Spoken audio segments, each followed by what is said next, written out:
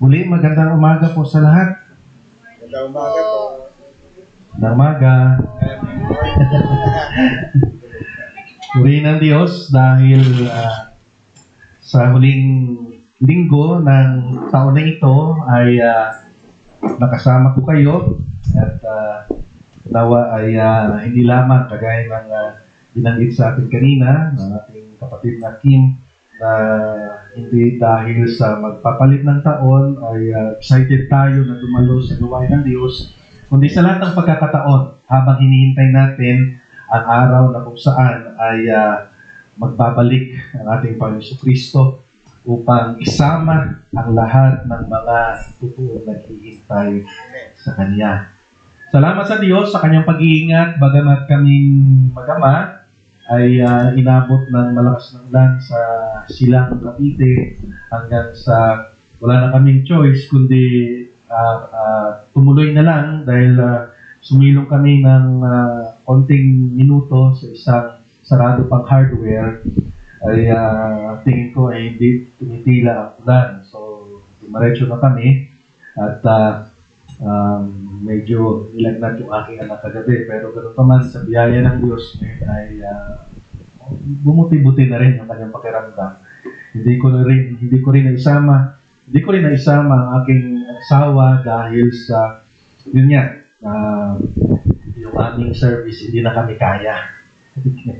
So halos magkasinlaki na kami na ay asawa para sa kaalaman nila. At kaya kapag magkasama kaming tatlo, ay alam na naman ang tingin sa aming tatlo. Palaman yung anak namin.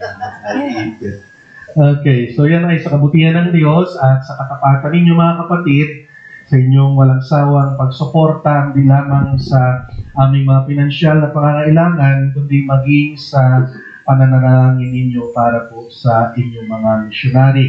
At kinagagalak po na ngayon ako ang magsasalita para po sa gawain na ito ng Panginoon. Kung meron kayong Biblia, ay samahan niyo ako na ito ay buksan sa huling sulat ni Pablo, no? Or ikalawang Timoteo.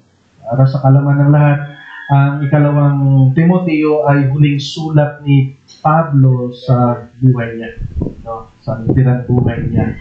Kumbaga itong sulat na ito ay farewell letter. Okay? So, sa ikalawang Timoteo, kabanata 2, ang ating sentro ng pag-aaral ay ang talata 3 at 4. But then, para sa konteksto, ay simulan natin sa talata 1 hanggang talata 7. Okay? So, kung nandiyan na kayo, no, ay samahan niyo po ako sa pagbabasa.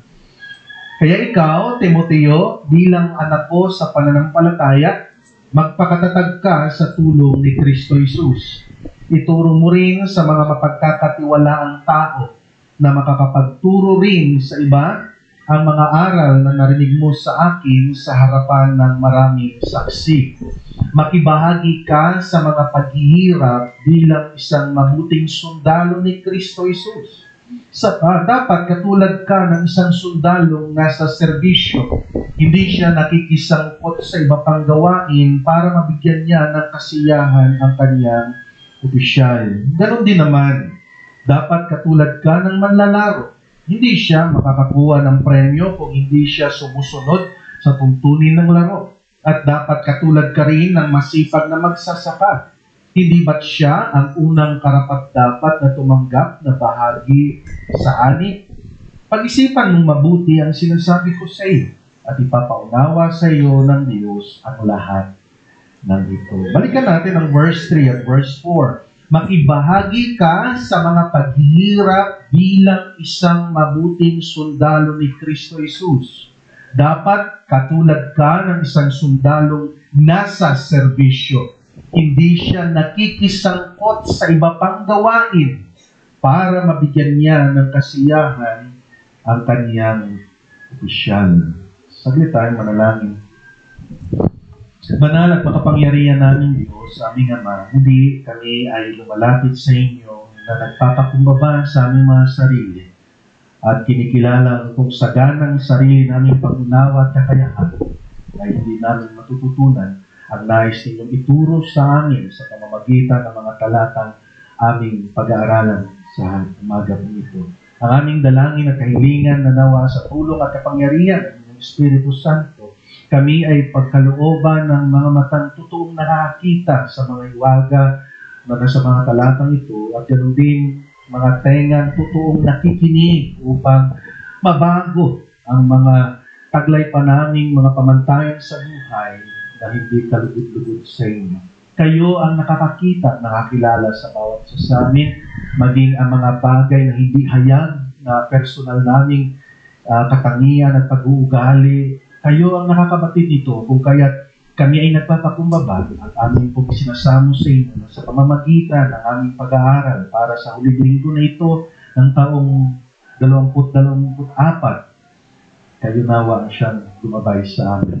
Maraming salamat po. Lahat ng ito ay aming hinihiling na may pagsumamo sa pangalan ng iyong anak na sa Jesus.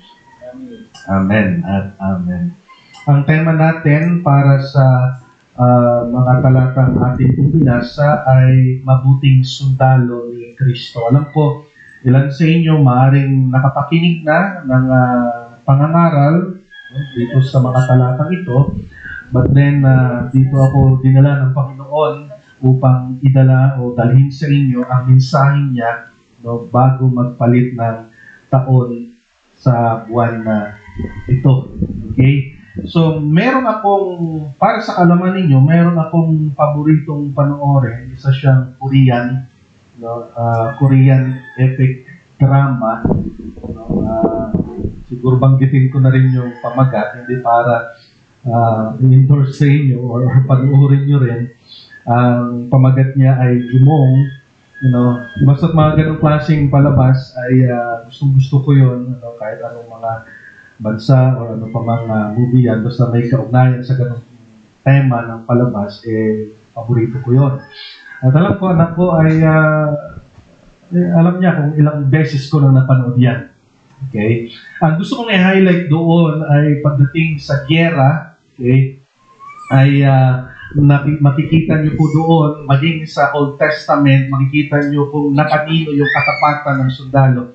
At ang pagpapatuloy ng sundalo or ng mga kawal ay hanggat buhay ang kanilang hari or ang kanilang mga opisyal or pinuno. Ngunit kapag ka ang hari ay nasugatan, kagaya halimbawa sa senaryo sa buhay ni Haring David, may isang pangyayari doon na nung nasugatan yung hari, pilit itinatago ng mga malalapit na kapitan ng hari na huwag makita ng mga kawal sapagkat panghihinaan ito ng loob.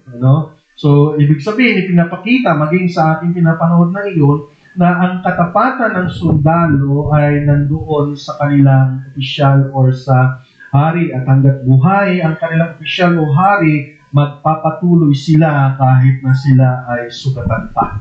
Okay? So, with that, ay ang ating tema sa English ay Good Soldier of Christ. Ano ang ibig sabihin ng good soldier? Ano ang ibig sabihin ng mabuting sundalo?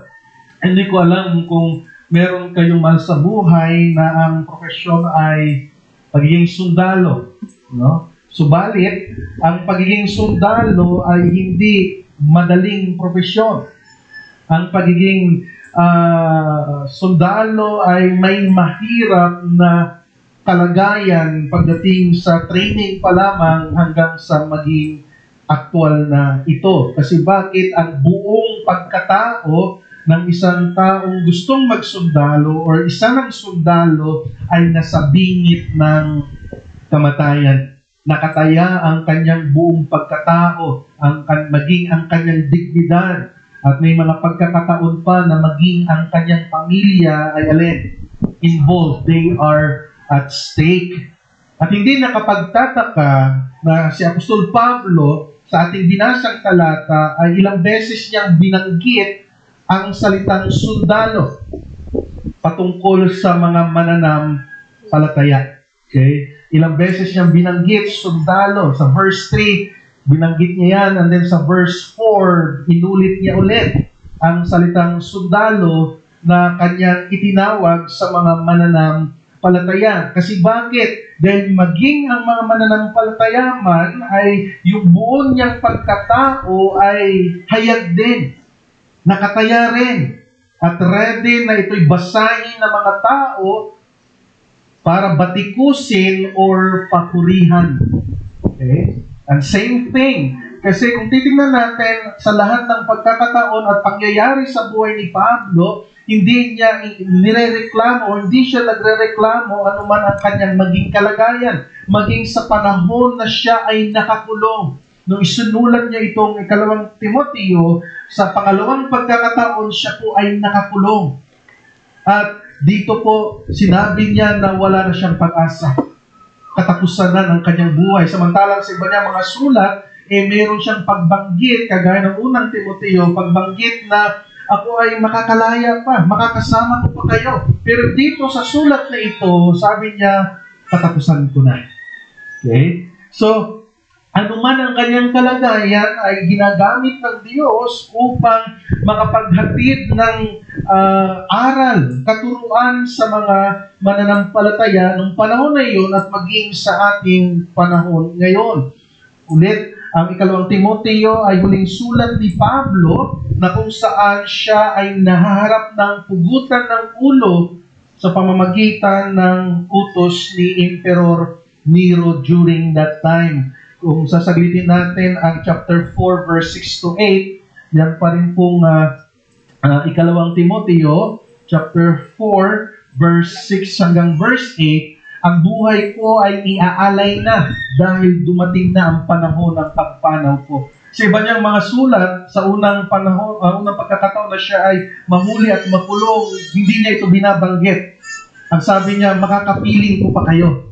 Pero this time, okay, nararamdaman na niya. Hindi lang ito basta na anumang emosyon na nararamdaman niya, kundi sa gabay ng Espiritu Santo sa kanya. Then verse 7, puspusan akong nakipaglaban sa paligsahan, natapos ko ang dapat kong takbuhin, nanatili akong tapat sa pananampalataya, at ngayon may inilaan ang Diyos sa akin na korona ng katuwiran. Ibibigay ito sa akin ng makatarungang Panginoon sa araw ng paghukom niya. At hindi lang ako ang bibigyan, kundi maging ang lahat ng nananabik sa pagbabalik niya.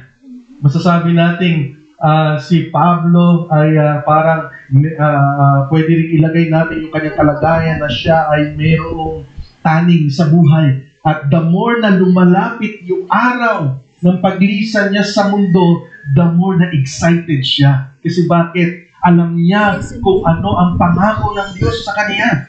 Alam niya kung gaano katapat at totoo ang Diyos na kanyang pinaglilingkuran sa mga pangako sa mga mananampalataya.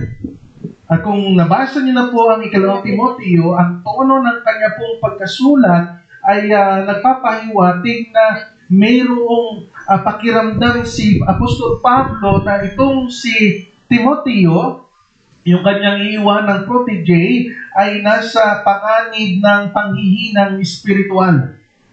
Kung nabasa niyo po yung ikalawang Timoteo, yung tono ng kanyang pagkasulat, nararamdaman niya na si Timoteo ay alin? Nanghihina. Maaring ang dahilan ay si Pablo nga ay nakakulong, na siyang kalakasan ni Timoteo. No? Kung nabasa niyo po yung bahagi ng sulat niya na si Pablo ang isa sa ginamit ng Diyos para si Timoteo ay maging lingkod ni Kristo. Okay? At ngayon, ilang beses na nakulong, maaaring si Timoteo alin? Nanghihina. Number 2 na reason ay dahil sa matinding pag-uusig sa iglesia during that time. Kaya ang sulat na ito ay mayroong tono na kung saan ay kanyang pinatatatag, pinatitibay ang kalooban, hindi lamang kalooban, kundi ang pananampalataya ni Timoteo. Okay? At yan ay mapapansin natin, babalikan natin ang chapter 1, verse 6 ng ikalawang Timoteo hanggang verse 8. Sabi ni Pablo dyan, chapter 1, verse 6 to 8, dahil dito, pinaalalahanan kita na lalo ka pang maging masigasig sa paggamit ng kakayang itinagkaloob sa iyo ng Diyos, na tinanggap mo ng patungan kita ng kamay. Ibig sabihin na ordained siya. Sapagkat hindi tayo binigyan ng Diyos ng espiritu ng kaduwagan, kundi espiritu ng kapangyarihan, pag-ibig at disiplina. Kaya huwag kang mahiyang magpatotoo tungkol sa ating Panginoon o tungkol sa akin na bilanggo dahil sa Kanya. So pansin niyo po yung tono ng sulat ni Pablo, no, na ni Timoteo ay kanyang ini-encourage, hinihikayat niya ito, huwag kang panghinaan ng loob, huwag kang maduwag, dahil ang Espiritong nasa atin ay mayroong kapangyarihan, pag-ibig, disiplina sa sarili. Sabi pa niya, sa halip sa tulong ng Diyos, makibahagi ka sa mga paghihirap dahil sa magandang balita. Kumbaga sinasabi ni Pablo, huwag kang matakot sa hirap na harapin mo. Harapin mo ito, tanggapin mo ito para sa pagpapalaganap ng magandang balita. Now, ang buong chapter 2 ay tumatalakay patungkol sa pagiging disenyo or ano ang disenyo ng pagiging lingkod ng Diyos. Na may tatlong nakikita sa lipunan na binanggit ni Pablo. Una, sundalo. Pangalawa, manlalaro. And then pangatlo, alin? Magsasaka. Okay? So, mga halimbawa na dapat makita na ni Timoteo at nating mga mananampalataya sa ating panahon upang tayo ay maging mabuting lingkod ng Diyos. Now, ang mensahe na nais kong ilatag sa inyo, ang mensahe na nais kong ilatag sa inyo sa mga talatang iyan ay ganito: ang mga mananampalataya ay sundalo ni Kristo na sumusunod sa lahat ng panahon. Sa lahat ho ng panahon. Kanina sinabi ng ating kapatid na hindi lamang dahil mag-New Year. Sa lahat ng panahon. At hindi dahil sa magpapalit ng taon ay meron tayong New Year's resolution na eto, magiging tapat na ako. At pagdating ng New Year, wala pa nga isang buwan, wala na. No, ito'y reminders sa ating mga kapatid. Sabi diyan, ang mga mananampalataya ay sundalo ni Kristo na sumusunod sa lahat ng panahon, hindi sa kanilang pansarili, kundi sa ikararangal ng Diyos. Okay? So yan po yung mensahe na nais ko pong ilatag sa ating kalagitnaan ngayong umaga. Ano ba ang ibig sabihin ng mabuting sundalo? Okay? Mabuting sundalo, yan ay nabasa natin kanina sa verse 4 or verse 3. Na itong si Apostol or si Timoteo ay kanya pong hinihikayat na maging katulad ng alin? Mabuting sundalo. Okay?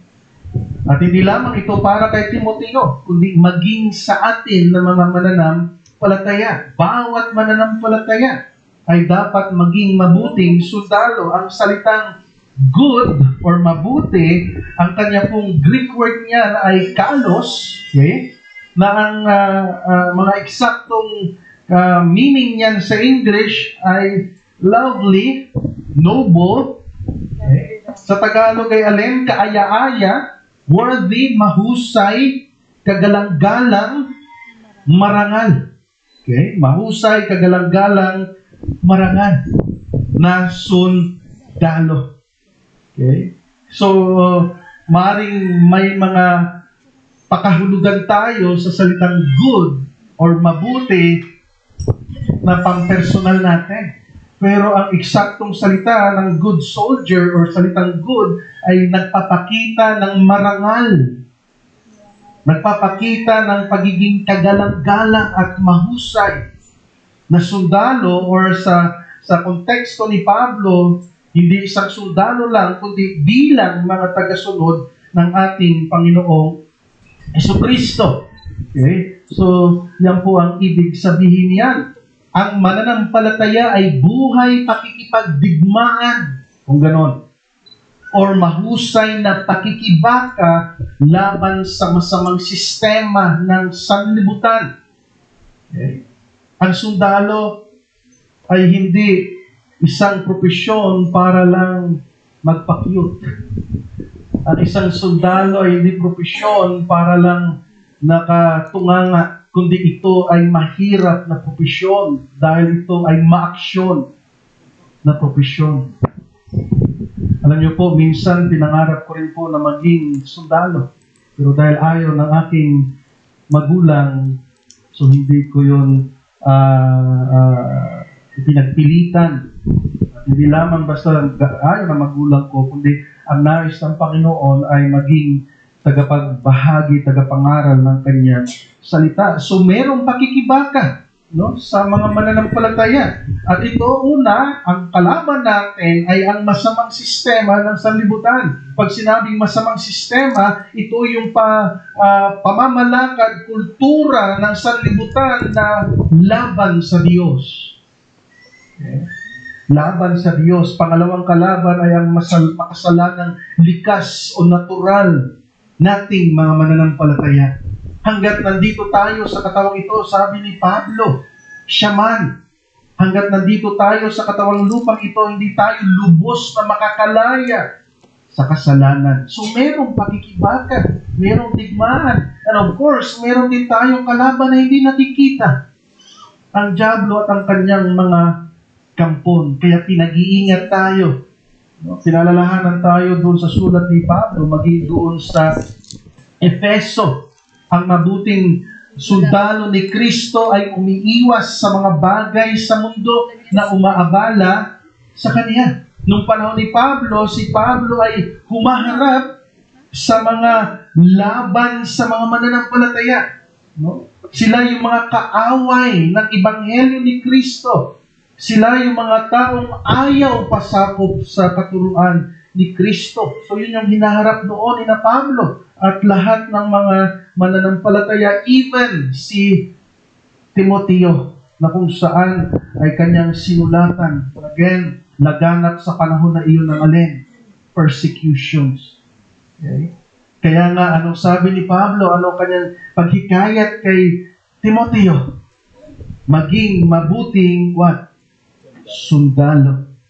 Okay? So, sa diwang yan ay meron tayong matututunan, okay, na mga praktikal na gawain ng isang mabuting sundalo ni Kristo. Mga praktikal na gawain ng mabuting sundalo ni Kristo. At ang una sa ating pong listahan ay ang pagtanggap sa mga paghihirap na may layunin. Pagtanggap. Ano? Embrace your suffering because of being a Christian.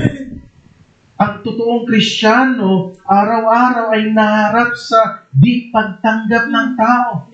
Kung totoo tayong namumuhay bilang mananampalataya, bilang tagasunod ni Kristo, it is against the world. It is against the worldly people. Okay? Kaya kinakailangan na tanggapin iyon. Embrace the suffering with purpose. Ang mga sundalo ay mayroong mga paghihirap bago pa sila maging lehitimong sundalo. Sa training pa lamang ay marami ng hirap silang dadanasin.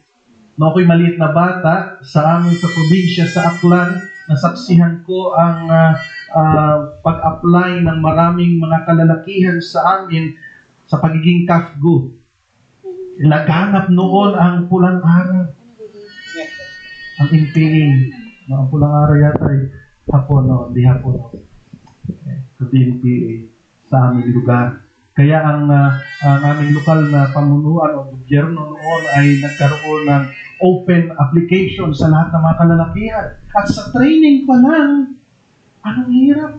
Kakain at kakain lang, pipila pa at kung ano-anong pinagagawa sa kanila. Okay? So, ang sundalo ay meron ng paghihirap. And same thing. Kanino? Sa mga mananampalataya. Bilang mananampalataya, hindi po pwedeng iwasan. Hindi po pwedeng lakdawan ang mga paghihirap bilang tagasunod ni Kristo. Dapat natin itong yakapin. Dapat natin itong tiisin. Dapat natin itong tanggapin. Upang tayo ay makatayo ng matatag. Diba? Kung tanggap mo ang isang bagay, harapin mo ito ng may buong tapang. Okay? Kung hindi mo tanggap ang isang bagay, magiging mahina ka. Okay? At ito yung itinatago ng maraming mga churches. Ang sabi nila, kung ikaw ay na kay Kristo, wala nang problema. Hindi yun totoo yun. Sabi ng iba, ang pagiging mananampalataya, wala nang hirap, wala nang sakit, wala nang karamdaman. Maliwanag na sinabi ni Jesus na bago siya hulihin during that night, sabi niya, dito sa daigdig, meron kayong kapigatian. Hindi niya sinabi, wala na kayong kapigatian because of me.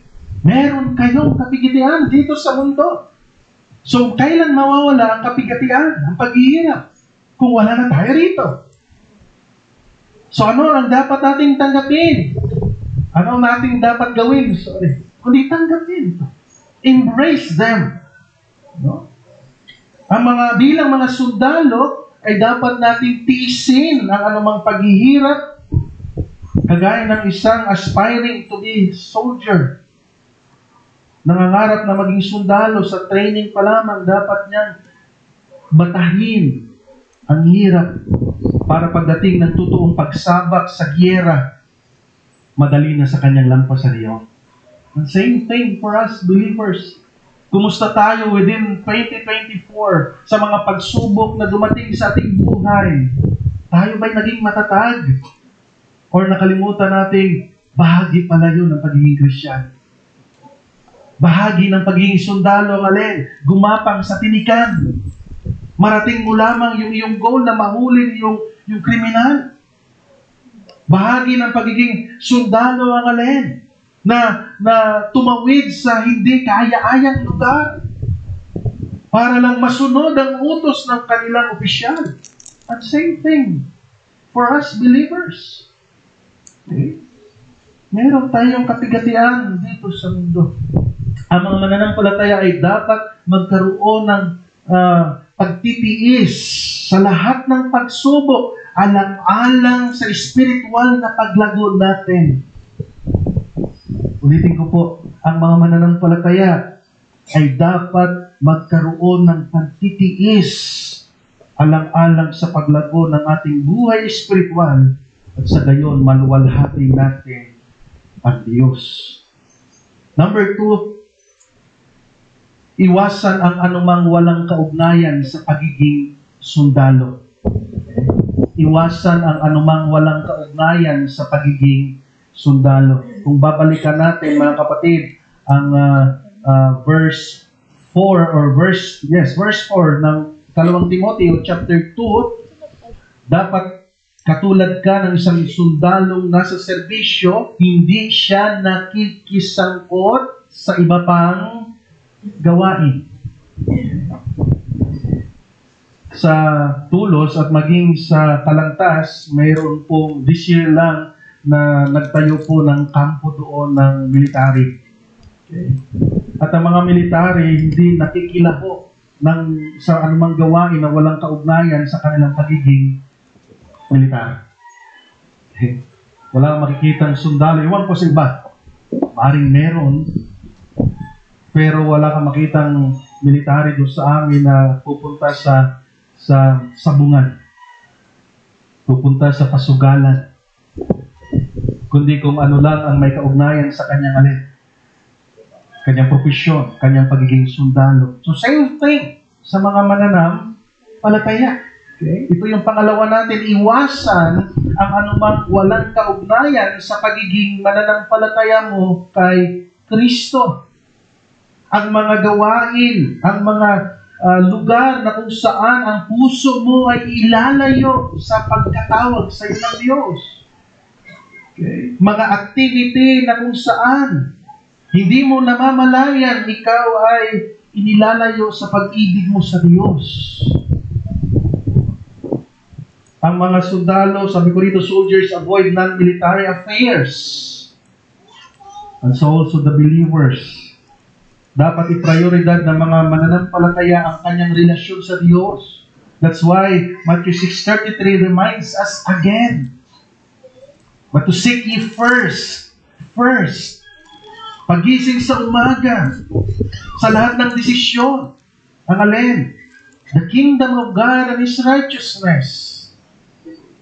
Ang problema, sad to say, maraming Kristiyano after sa sinusunod na phrase. Maraming Kristiyano, ang binabasa lang yung second phrase ng Matthew 6:33. And all these things will be given unto you. Ganito po ba tayo, Kristiyano? Where after, for the blessing, may naunang sinabi, seek ye first the kingdom of God and His righteousness. Unahin mo na pagharian ka ng Diyos or mapabilang ka sa kaharian ng Diyos at masunod mo ang Kanyang katuwiran.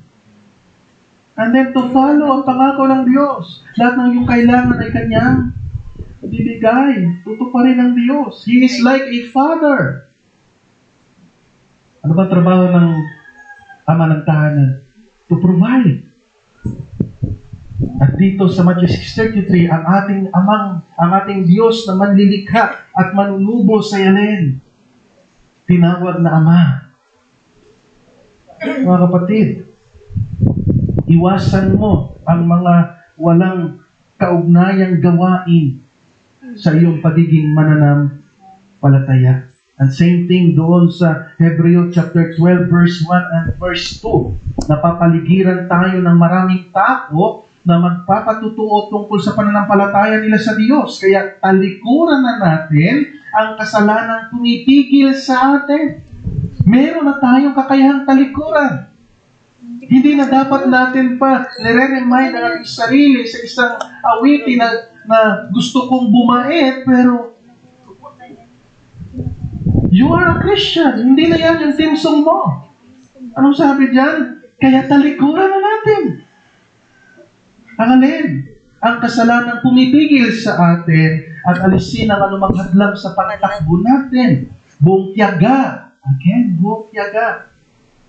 Mayroong pagsusumikat na alin, tayong magpatuloy sa takbuhin itinakda ng Diyos para sa atin. Ituon natin ang ating paningin kay Jesus mula sa simula hanggang kay Jesus na siyang sandigan ng pananampalataya natin mula sa simula hanggang sa katapusan. Siyang pinagmulan ng ating pananampalataya. Tiniis niya ang paghihirap sa krus, so may pattern, no? Tiniis ng Panginoon Jesus ang paghihirap sa krus at hindi niya ito ikinahiya dahil iniisip niya ang kaligayahang naghihintay sa Kanya at ngayon nga ay nakaupo na siya sa kanan ng trono ng Diyos. At ganoon din, kung sinusunod natin ang Diyos, huwag natin ikahiya ang ating paghihirap. Kundi tayo ay ginagawa natin ang mga bagay na iyon bilang pagsunod at pasasalamat sa Diyos na buhay. But one thing, may reminder ang Panginoon Jesus sa John 15 verse 5. Hindi mo kayang gawin ito sa sarili mong lakas. Okay? Ano ang paalala ng Panginoon Jesus sa John 15 verse 5? Ako ang puno ng ubas, kayo ang mga sanga, ang nananatili sa akin at ako sa Kanya ay magbubunga ng sagana sapagkat, what? Kung hiwalay kayo sa akin, hindi kayo makakagawa ng anuman. Remember that. Wala tayong magagawa ng hindi konektado sa ating Panginoon Kristo, sa Kanyang salita, sa Kanyang mga pamantayan sa atin bilang mga mananampalataya. Okay. So number 3. Number 3, magparangal sa iyong hari. Pleasing your commander. Magparangal sa iyong hari. Tinawag tayo ni Kristo para maglingkod sa Kanya. At yan yung ating pangunahing layunin. Yan yung ating pangunahing mithiin, ang parangalan, ang luwalhatiin, ang bigyan ng kasiyahan ng ating Panginoon. Sa hindi mananampalataya, hindi nila ito maintindihan. Ano yun? Maging alipin ako ni Kristo? Okay. Kung alam mo kung gaano kabuti ang Diyos, kung alam mo kung gaano ang isinakripisyo ng Panginoon upang ikaw ay makalaya sa kasalanan, makalaya sa kabayaran ng kasalanan, at mapabilang sa kaharian ng Diyos. Kung alam mo yon, ang pagsunod, ang bigyan ng karangalan, ang Panginoon ay isang pagpapasalamat. Bilang Kristiyano, kaya tayo sumusunod, hindi dahil isang obligasyon. kundi bilang pasasalamat sa kabutihan ng Diyos sa atin. Okay? Kung tinitingnan mo ang iyong pagsunod bilang obligasyon, aabot ka sa frustration. Pero kung tinitingnan mo yan bilang pasasalamat, napakabuti ng Diyos sa atin. That's why I must obey Him. Lord, salamat, at bilang pasasalamat, susundin kita. Okay? So magparangal sa iyong hari. So ito ay nangangailangan ng alin? Katapatan. Nangangailangan ito ng pagsunod. At nangangailangan ito ng malinaw o klarong layunin na maparangalan ang Diyos sa lahat ng iyong ginagawa. Kung nais mong maparangalan ng Diyos ang iyong opisyal, ang iyong hari, nangangailangan ito ng iyong katapatan, ng iyong pagsunod.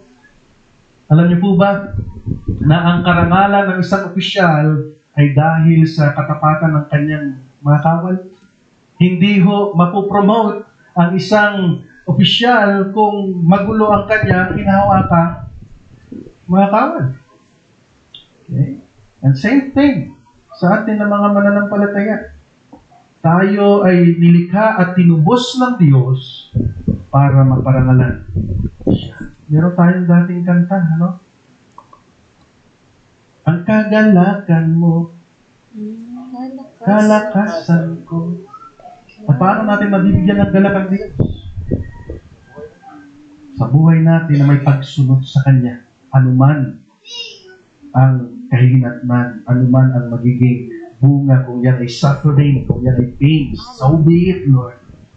Basta't mabigyan ko kayo ng kasiyahan. Ano sabi ni Pablo sa Colossus 3:23-24? Colossus chapter 3, verse 23-24.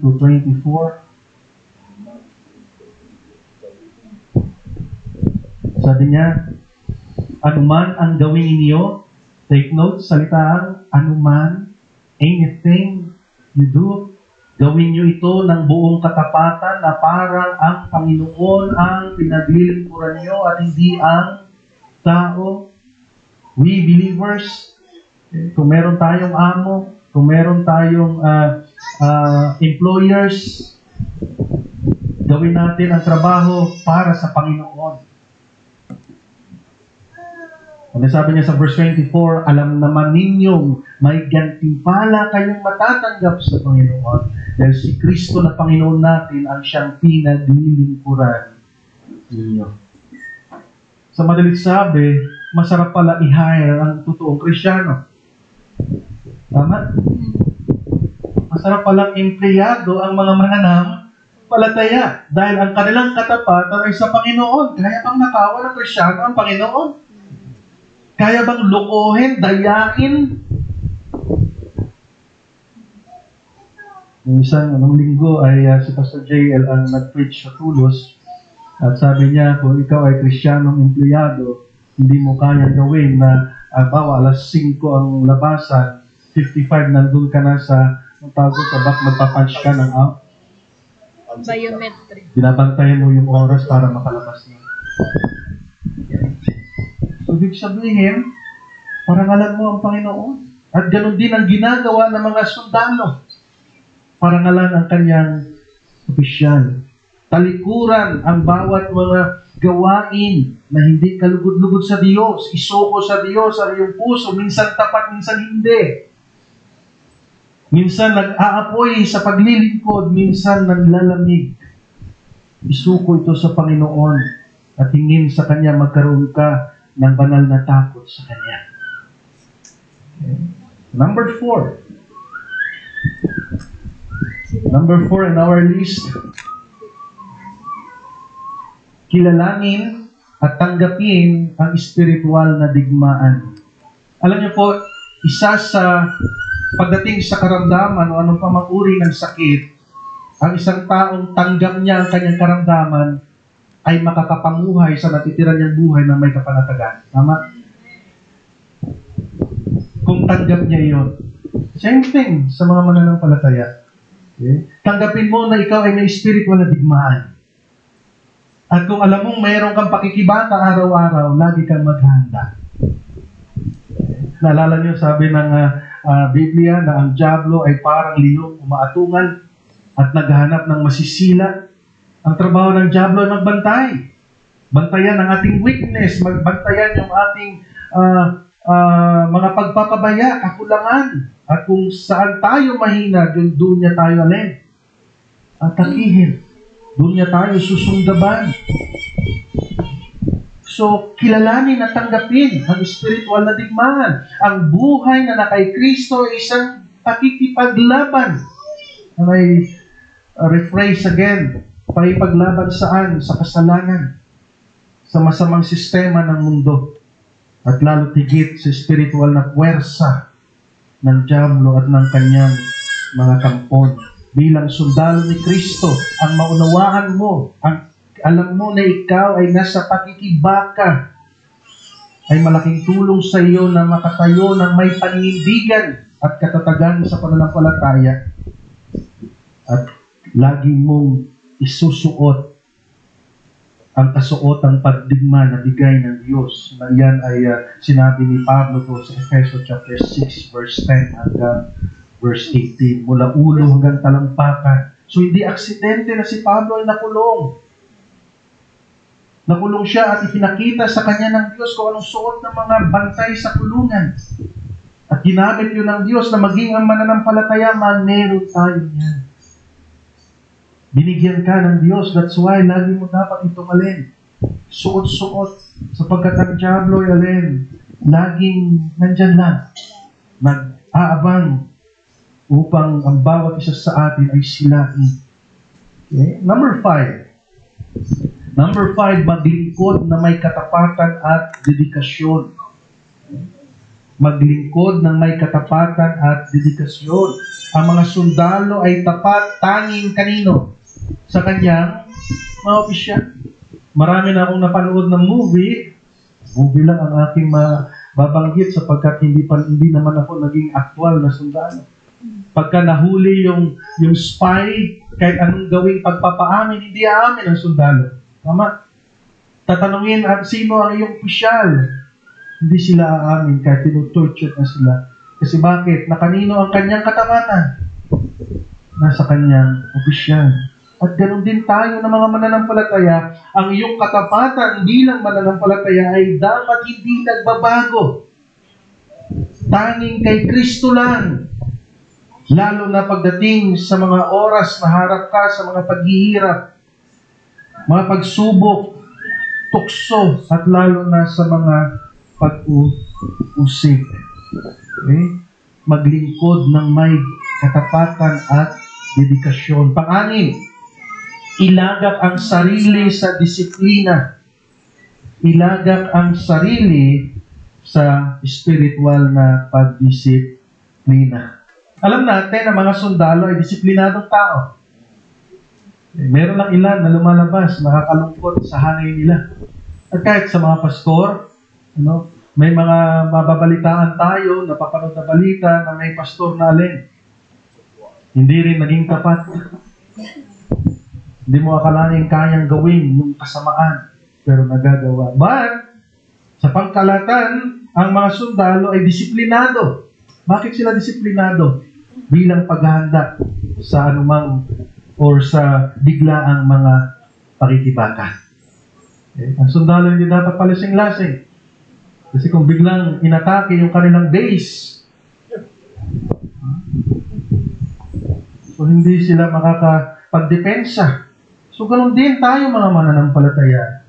Tayo mga mananampalataya, alin, dapat nating disiplinahin nating sarili, kagaya ni Pablo.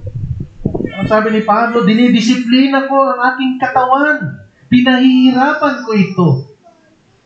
Kasi ayaw niyang malagay yung kanyang sarili sa kahiyan.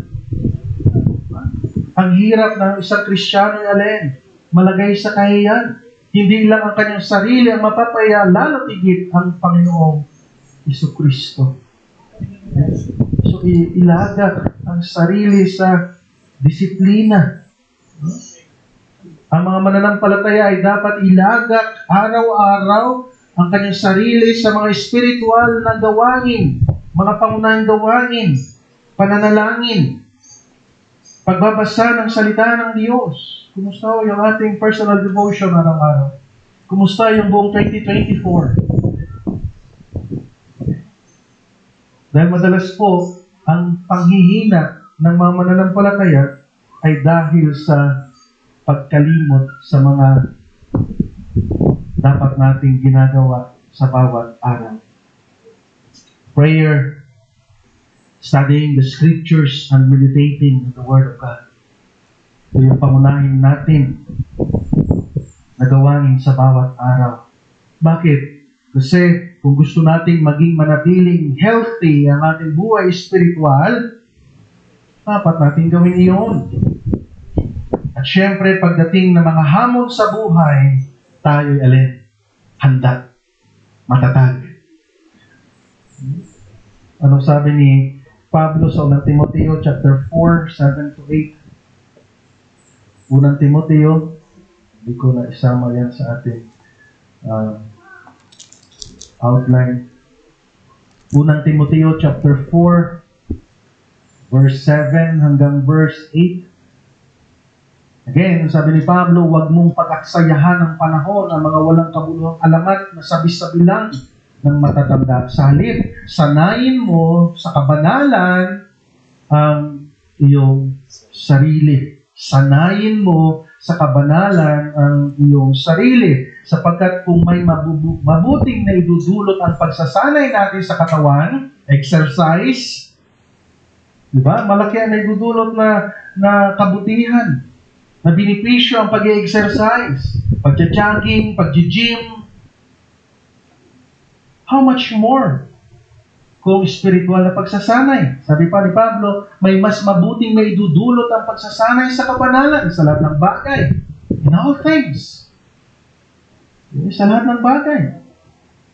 Hindi lang sa buhay na ito, kundi maging sa buhay na darating. Sa physical, yes, kailangan na meron tayong pagsasanay, meron tayong exercise. Parang nahiya kong banggitin ang exercise. Ang exercise ko ay pagbubuhat. Buhat. Buhat ng kutsara. But yung exercise para sa physical, dito lang yan. Tama? Pero, ang pagsasanay sa kabanalan, dito sa mundong ito, ang ikabubuti niyan hanggang saan? Sa kabila. Hanggang sa pagharap mo sa iyong manlilikha at tagapagligtas. Gawin natin na pangunahing prioridad pa ang panalangin, pag-aaral ng salita ng Diyos at pagnilay-nilay sa salita ng Diyos. Kagaya ni David, ang salita mo, Panginoon, ay parang ilawan ng aking pamumuhay. Ang salita mo, Diyos, para sa akin ay tulad ng pulot-pukyutan. Number 7,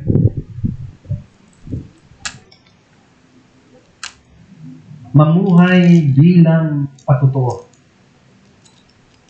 Mamuhay bilang witness. Ang isang sundalo, mapapansin ninyo, kahit wala siyang armas, wala siyang uniform, sa pamamagitan ng kanyang kinikilos. Tama? Sa gupit pa lang. Sundalo ka, no? Kaya madalas akong tanongin, pulis ka ba, sir? Tinatanong lang ako kung pulis, sir pa ang tawag. Sabi ko, minsan merong sundalo na napagod, galing akong Pilaga, araw ng linggo, mga bandang alas 5, ang mga sundalo kasi sa amin ay malayo ang nilalakad, tapos pag napagod, sa isang tindahan sila nag-uumpukan. So pagdating ko, napansin ko na sila ay parang may panlilisik ang mata kasi bago sa paningin nila. At yung isa humawak pa ng armas, siguro para ma-secure yung perimeter kung sino itong dumating. And then, sir, sino ka? Sundalo rin ako. Tumayo yung isa nung binanggit kong sundalo. Sundalo pa ako ni Kristo. Ganyan na, nagkwentuhan. Ako rin, yung ating father, baptist din ang background. So ano ibig kong sabihin? Hindi ka pa nagsasalita, alam na ng tao kung kanino kang tagasunod. It's either Christ or the world. Live as witness. Mamuhay bilang patotoo na ikaw ay alin, lingkod ni Kristo. No? Ang iyong buhay, isang buhay na patotoo ng pagbabago ni Kristo sa iyong buhay. Na siya may kapangyarihan. Kaya kanya binago. At kapag nakita yun ng mga tao, sila man ay magtatanong sa iyo. Sa pamamagitan ng iyong pamumuhay, inaakay mo ang iba na magkaroon ng concern sa Ebanghelyo ng ating Panginoong Jesucristo. Marami tayong aspect ng buhay. Pagharap sa problema. Ang pagharap ba natin sa problema ay nagpapakita na tayo ay mga mananampalataya. Ito yung naging hamon namin sa Tulos, sa Tilaga, nung tinamaan ng ASF, ang lahat ng baboy. Kahit nga walang tamang ASF yung baboy. Kukunin ho ng gobyerno at kaling, kanilang babarilin, papatayin para hindi na mahawakan.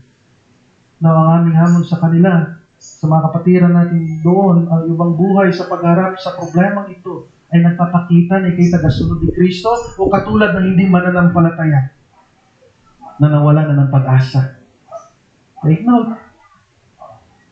Ano bang mga kalagayan na hinaharap natin pagdating sa mga hirap at pagdurusa, kamatayan, karamdaman? Nagpapakita ba ang ating buhay na tayo ay sundalo ni Kristo?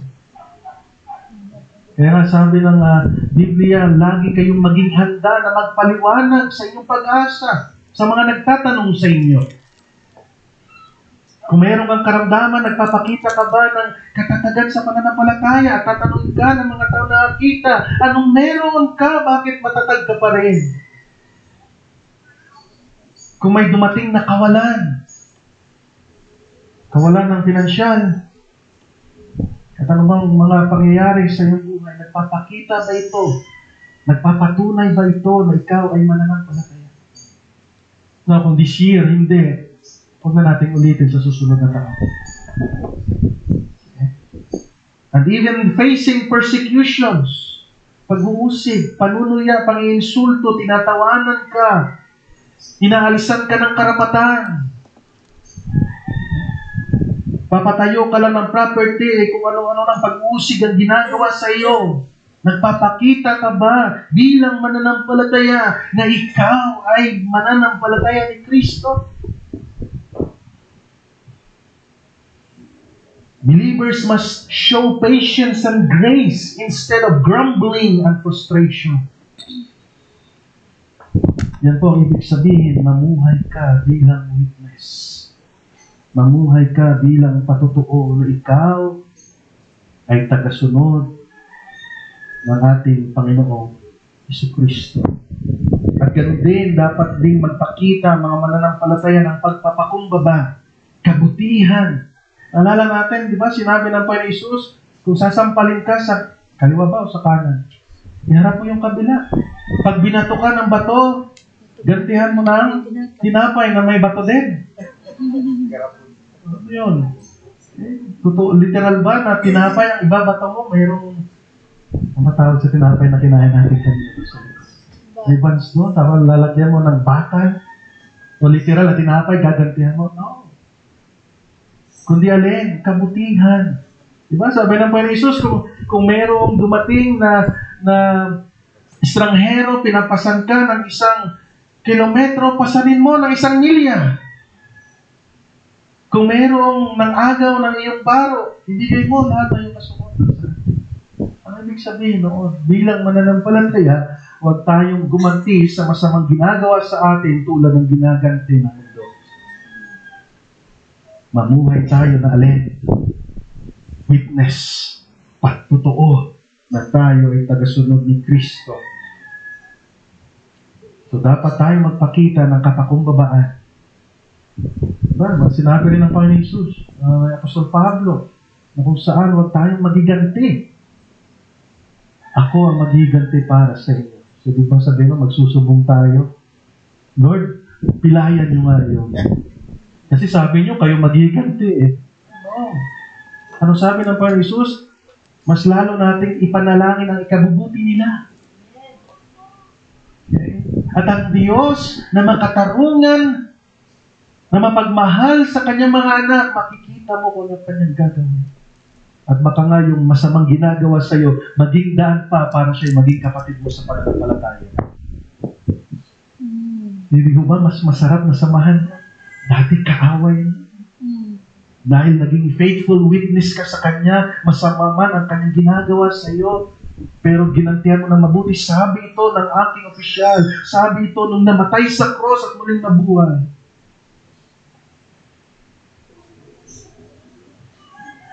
So you must also show humility, kindness, hope, and peace.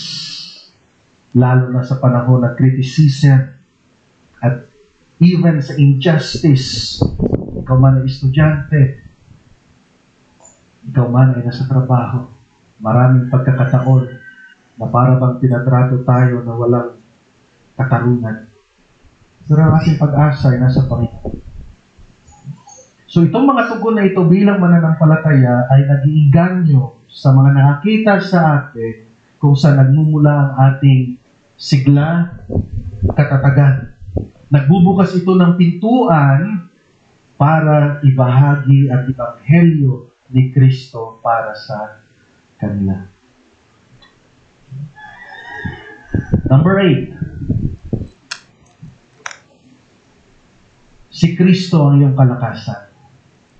Draw strength from Christ.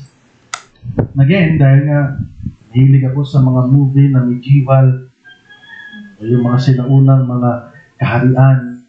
Okay. Ang isang sundalo, ang mga sundalo, hanggat nakatayo ang kanilang hari or opisyal, kahit sila'y nangihina, lalaban pa rin sila. And same thing sa mga mananampalataya. Ang ating hari, ang ating opisyal, ay hindi mamamatay. Namatay siya minsan, nilibing, at sa ikatlong araw siya muling nabuhay. At ngayon, siya ay nasa kanan ng Ama, namamagitan sa atin ng mga makasalanan. At kung alam mong siya ay nakaupo sa kanyang trono, then, meron kang sapat na kalakasan. Okay? Tandaan po natin yan. May mga taong mga nagtatanong sa mga mananampalataya kasi ang mga nangyayari sa ating bansa, sa ating mundo ay nagkukos ng takot sa maraming tao. Kagaya lang ng ating, hindi ko alam kung na-resolve na yung West Philippines. Nagkaroon lang ng gulo sa Kongreso, Senado, hindi na napansin yun. Habang nagkakagulo tayo, tuwa-tuwa naman yung bansa ngayon para kuhanin, hindi kanila. So ano ba ang ibig kong sabihin? So tayong mga mananampalataya, ang ating pong kalakasan ay tanging kay Kristo. Kung siya ay nanatiling buhay, yung ating commander-in-chief, wala dapat tayong dahilan para tayo paghinaan ng loob. Okay? Ang sundalo ay umaasa sa kanyang training, sa kanyang kasamahan, at lalo na sa kanyang pinuno. Bawat isa sa atin dapat maging encouragement sa isa't isa. Okay. Ang isang sundalo, matatag yan kapag may nakikita pang buhay na kanyang makasama. Maduduwag lang yan kapag wala nang natira. At ganoon din tayo bilang mananampalataya.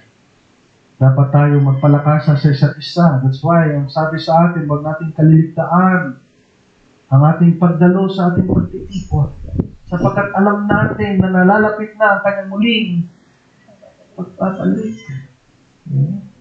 Ang tiisin at mapagtagumpayan ang hamon sa buhay ay nakabase sa lakas ni Kristo at hindi sa atin. Tandaan natin. Dati hindi ko rin naintindihan yung katagang yan. nakabase sa lakas ni Kristo. Bakit kay Kristo? Ilakas ko yung ginagamit ko. Ibig sabihin, nabubuhayan ka ng loob kung alam mong buhay ang iyong Panginoon. Kung alam mong siya ay malakas pa. At alam natin ang ating Panginoon Kristo hindi na mamamatay. Siya ay nasa kanan ng Diyos na mamagitan para sa atin ng mga mananampalataya. Ano sabi ni Pablo sa 2 Corinthians chapter 12? Ikalawang Korinto chapter 12 verse 9 to 10. Sabi rito, ngunit ang konteksto nito, meron pong tinik sa laman na tinatawag si Pablo. Gusto niya itong alisin sa kanya ng Panginoon 3 beses na kanihiling. By the way, sino ba si Pablo? Para humiling sa Diyos. Diba? Isa siya sa tapat na lingkod ng Panginoon Kristo. Inialay niya ang lahat sa kanya. So, kung siya ay magmamalaki, meron talaga siyang may pagmamalaki. At kung siya pagbibigyan, meron naman siyang pwedeng sabihin, Lord, ginawa ko ito, kaya pagbigyan niyo na ako sa aking kailangan. At ano ang sagot ng Panginoon sa kanya? Verse 9, Ikalawang Korinto chapter 12. Ngunit sinabi ng Panginoon sa akin, sapat na sa iyo ang aking biyaya, dahil ang kapangyarihan ko'y nakikita sa iyo kahinaan. Minsan may mga kahinaan tayo, ilang taon na natin pinapanalangin, pero bakit parang hindi nawawala? Kasi alam ng Diyos, kung nananatili yan sa iyo, ang kapangyarihan ng Diyos nakikita ng tao. Kung yan ay karamdaman, kung yan man ay physical na kahinaan o ano pa mang bagay, ginagamit yan ng Diyos para kanyang kapangyarihan ay makita. So ano ang naging tugon ni Pablo? Kaya buong galak kong ipinagmamalaki ang aking mga kahinaan nang sa ganoon ay lagi kong maranasan ang kapangyarihan ni Kristo. Alam niyo po, matagal na akong nagdadrive ng motor. Meron akong, hindi ko alam kung kahinaan ito. So, ang kahinaan kong ito, kapag merong hindi magandang madadaanan, naninigas yung kamay ko. Okay.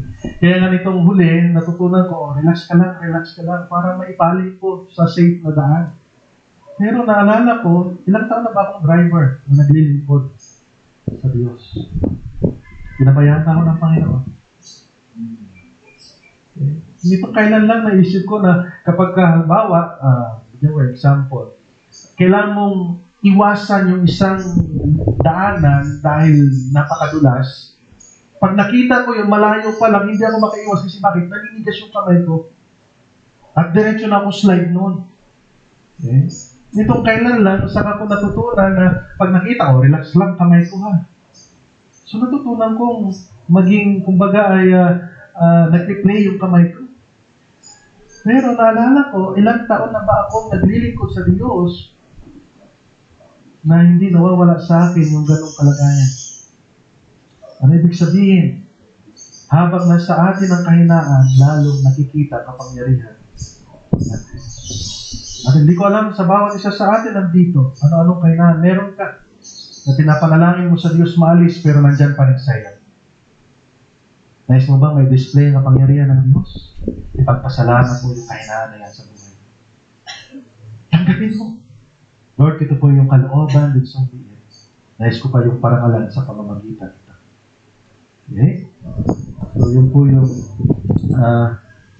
verse 10. Dahil dito, maligaya ako sa aking kahinaan. Kasi yun po, masaya pa si Pablo. Not just happy, but what? Joyfully. Maligaya ako sa aking kahinaan. Sa mga paglalait sa akin. Lahat na niya. Hindi lamang yung kanyang tinik sa laman, kundi alin, maging paglalait sa kanya sa mga pasakit, pang-uusig, at sa mga paghihirap alang-alang kay Kristo. Naging maligaya na siya doon. Bakit? Sapagkat kung kailan ako mahina, saka naman ako pinalalakas. Tapat po ang Diyos sa buhay natin. Kung ikaw ay kabilang sa kanyang kaharian, sa kanyang mga anak, tapat ang Diyos, kahit tayo hindi. At panghuli, Panghuli na praktikal na katotohanan sa pagiging sundalo, pahalagahan ang gantimpalang pangwalang hanggan. Pahalagahan ang gantimpalang pangwalang hanggan. Bakit tinitiis ng sundalo ang hirap habang nakasabak sa gyera? Sa pag-asang mananalo sila. Tama? Mamimit namin yung aming goal, yung aming misyon. Matatapos namin ito. Gusto namin matapos ito. That's why binibigay nila ang lahat, maging ang pagtitiis sa hirap na kanilang sinusuungan. Same thing sa mga mananampalataya. Sad to say lang, dahil maraming mga mananampalataya sa ating panahon na ang binibigyang importansya ay ang mga panandaliang bagay kaysa sa eternal things. Tandaan natin, ang mga panandaliang bagay ay ginagamit ng kaaway upang alisin ang ating pananaw, ang ating kaisipan sa mga inihanda ng Diyos sa atin.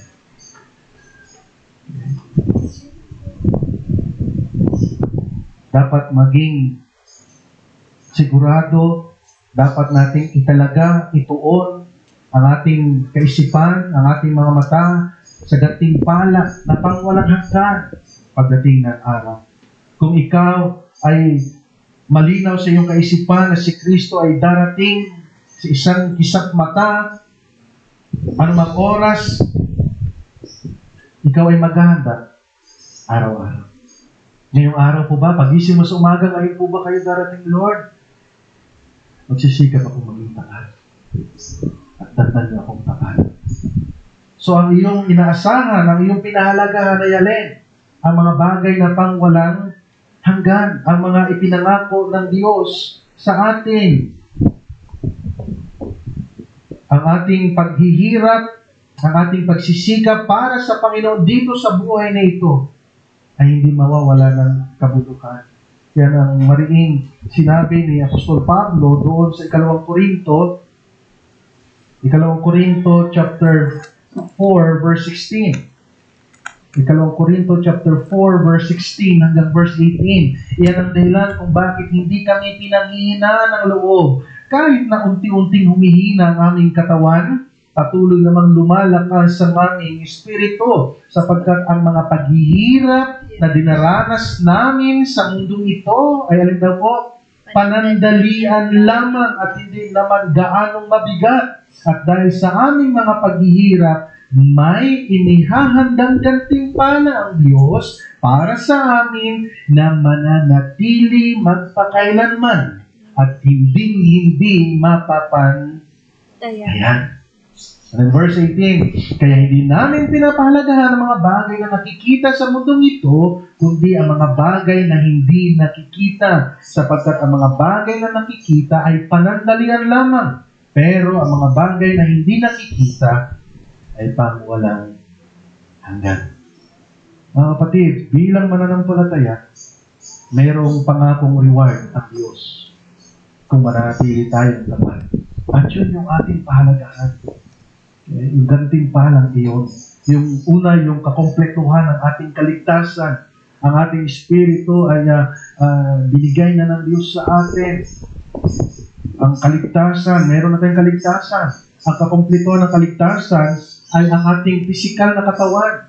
Hanggang ngayon, ang ating katawan ay subject para mabulok. Ngunit pagdating ng araw, ito'y papalitan ng katawang alin? Panlangit. Hindi nabubulok. At yan yung kakompletuhan. At yung pangalawa, ang mga pinangako ng Diyos sa atin. Okay. Bago tayo dumako sa hamon, merong isang hymn na ang pangalan ay Onward Christian Soldiers. Basahin ko po sa inyo yung unang verse.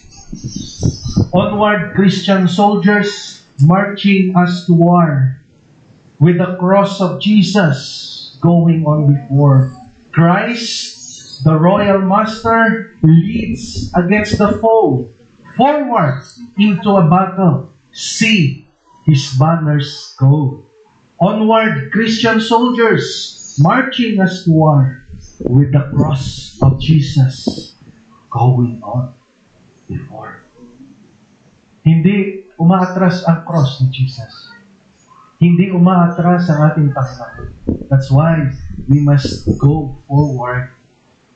At alam natin ang mga mananampalataya ay may tiyak na katagumpayan. Hamon sa atin bago tayo magtapos. Una, pagsumikapang maging mabuting sundalo ni Kristo. Sapagkat gawin mo man o hindi, haharap ka pa rin sa Kanya balang araw upang gantipalaan or papanagutin. Number 2, ang buhay mananampalataya ay isang seryosong pakikipaglaban sa kasalanan. Okay? I-rephrase ko lang yung sinabi kanina ni Pablo kay Timoteo sa verse 3, doon nagkakamali. Verse 4, dapat katulad ka ng isang sundalong nasa serbisyo. Hindi yung naka-off. Hindi yung naka-day off. Nasa serbisyo. So, isang seryosong pagkikipaglaban. Saan? Sa kasalanan, sa masamang sistema ng mundo, at sa pwersa ng diablo at ng kanya. Panguli, ang katatagan ay nakasalalay sa biyaya lamang at lakas ng Diyos habang ginagawa natin ang mga pinag-uutos niya sa atin, ang mga natutunan na natin. Ilang taon na tayo mananampalataya? I-apply po natin. Naalala ko, last year, kung di ako nagkakamali sa conference sa CRBC sa Cubao, mayroong panawagan si Pastor Ellis, isa sa founder ng CRBC. Sabi niya, gaano karami ang libro ninyo? Kasi every conference, ang mga dumadalo hindi uuwi na walang free books. At sabi niya, ang tanong ni Pastor Ellis, gaano na karami ang libro ninyo sa library ninyo sa inyong bahay? At alam mo nyo kung ano kanyang sabi, please, basahin nyo naman. May pandidilat pa yun. Baka lang nag-iipon kayo ng libro. Basahin. And same thing sa ating pagtatapos. Gaano na karaming sermon na napakinggan natin? Please, ipamuhay po ninyo. Dahil hindi ho yan basta lang itinangaral, kundi yan ang kalooban ng Diyos upang ikaw ay maging matatag, maging halimbawa, at maging pagpapala sa mga taong nakapalibot sa iyo. Tayo po'y manalangin. Banal at makapangyarihan namin Diyos, aming Ama, kami lubos na nagpapasalamat sapagkat lagi kayong tapat sa amin. Hindi namin kayang bilangin ang nagawa mong kabutihan sa amin, kundi lahat ng mabubuting bagay na nangyari at mangyayari sa amin ay gawa ninyo para sa amin. At nakakahiya lang sapagkat aminado kami na sa kabila ng iyong kabutihan at katapatan, nagagawa pa rin namin kayong ikompromiso. Nagagawa pa rin namin hindi maging tapat siya. At dito po, nadudurog ang aming puso sapagkat binigyan niyo na kami ng bagong puso. Hindi na pusong bato, pusong walang pakiramdam sa iyong mga salita, pusong walang pakialam sa kabanan, kundi pinalitan niyo na ito ng pusong laman na mayroong pagmamahal sa kabanalan at may pagpapahalaga sa iyong mga salita. Lord, tulungan niyo po kami na maging mabuting kawal, maging karapat-dapat na kawal, maging noble soldier, na may pagmamalaki ninyo sa kalangitan, kung paano ang iyong lingkod na si Job, na kagaya naming makasalanan din, ay pinagmamalaki ninyo sa harapan ng mga anghel at kahit sa mukha ni Satanas. Help us, Lord. Aminado kami na ang pagkukulang ay nasa amin. Kailanman hindi kayo nagkulang sa amin. Patunay lamang how depraved we are. Pero salamat sa iyong biyaya. Thank you for your grace. Dahil sa bawat pagkakataon na kami magising, nandiyan na yung biyaya upang kami ay mamuhay na mayroong pagsunod sa iyo. Kung hindi kayo tapat sa amin, Lord, wala na kami sa gawain na ito. Salamat, Ama. Salamat sa isang taon. Nakabutihan mo sa amin. Salamat sa loob ng 2024. Nakita namin kung gaano kayo katapat na Diyos sa buhay. At kami namimighati sa isang banda dahil nakita rin namin na maraming beses hindi kami naging tapat sa iyo. Maraming beses na nabigyan namin kayo ng kapigatihan. Patawad, Ama. At sa darating na taon na 2025, nawa maging malinaw sa amin. Sa lahat ng pagkakataon, we must be a good soldier of your Son, Jesus Christ. We must move forward. Kagaya ng King. Nialay namin sa iyo ang aming papuri, pasasalamat at pagpaparaman sa pangalan ng aming Panginoon Jesus. Amen.